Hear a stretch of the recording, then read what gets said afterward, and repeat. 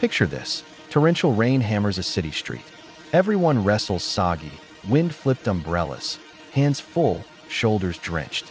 Then one person glides through unbothered, hands completely free, phone out, dry as can be, because a bright yellow drone hovers faithfully overhead, tracking every step like a silent guardian.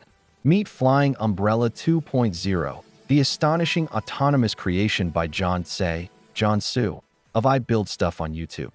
From a 2024 remote-controlled toy, it evolved into true hands-free genius in early 2026 after a brutal year of crashes, broken parts, and breakthroughs.